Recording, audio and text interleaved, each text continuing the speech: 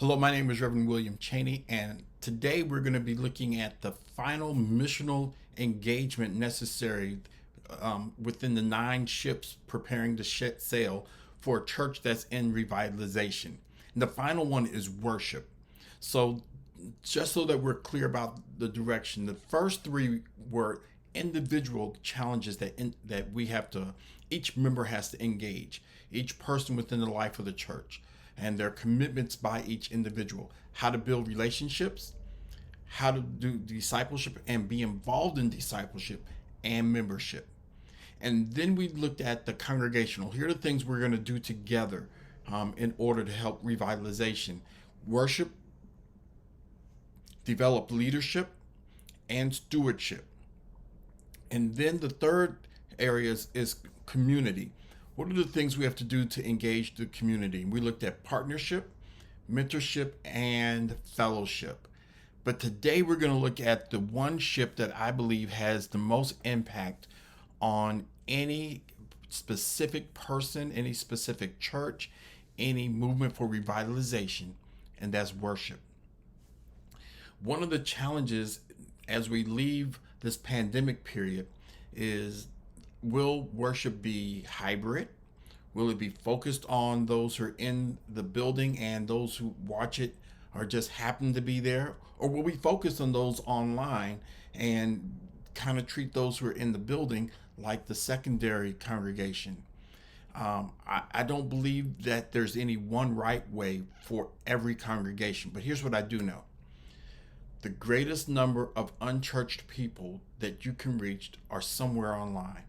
Whether you go through Facebook, whether you use YouTube, whether you use Instagram, Twitter, these are groups of people in and around your community who are far from God, who you can reach. And worship is still within the life of the church, the number one way to do it.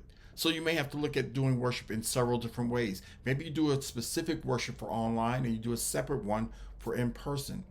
Or you do the in person worship and broadcast it online 2 to 3 times during the week.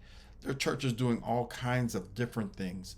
But the key is to understand worship has to be authentic, worship has to be engaging, and worship has to be accessible. So when we look at accessible worship, how often can I connect it and when? People are living lives on demand, and some people want their worship on demand. Um, why do I say that? There was a study done by Gallup, and it said that there are going to be people who never again walk into a church because they love virtual worship. There are people who will only come to church and will never again look at virtual worship because they love being in the group and community.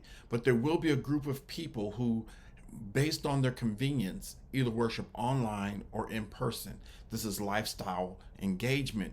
And this is going to be critical for people who say, I need to build my relationship with Jesus. I believe that worship is important, but I need to do it on my own time. The community of faith has to also embrace that in such a way where people are engaged in acknowledging those who are online as well as valuing those who come.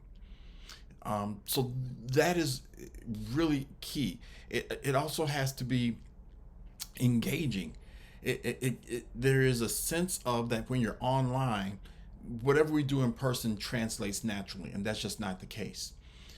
To be engaging, you have to specifically be able to talk to them, have resources available, and to have it in a framework. There are several different studies about the length of worship, but the key that I want to talk about is more than the length of worship. Is your worship authentic? If it's authentic, it will also be engaging. So if it's really about the people who are there online or in person having a connection with God through singing, through the prayers, through the message, then when that's authentic, it will also create engagement. It must be consistent also. You can't do a great job 3 weeks and then do a bad week, because unchurched people will give you one shot. That means if they watch your online presentation or they come and visit you, they're not going to give you 3 or 4 chances to get it right. Every week would better be consistent and and good rather than great, medium, bad, great, medium, bad. You want consistency because people will connect with that. Because the church is still the number one place for, in the midst of a world in chaos, to provide and experience a sense of normalcy as well as a lack of shifting of the status quo. And as quickly as I said that, I also realized everything has changed. Worship will never be the same again because now we have the ability to do more than we did when the pandemic began. So, the two scriptures I want you just to keep in your mind as we think about how we're going to engage worship, because this is a planning process along with the strategic planning with the other 8 ships.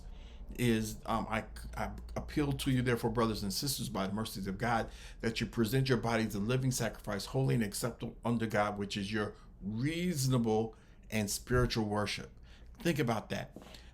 Our baseline of existence as disciples is that we're worshiping, not the extreme. This is who we are. We're worshipers. Whether we're in the grocery store, at church, or wherever we are, we're worshipers because this is how we are able to express who God is in us, through us, and all around us. Once again, thank you for this opportunity to share with you. It's been a blessing over these last 6 weeks. The worksheet is available to generate some discussion about what should worship look like and how we should engage it. If you have any questions, please let your pastor or your team leader know, and we'll answer them as quickly as possible. Once again, my name is Reverend William Cheney, and thank you for this opportunity to serve.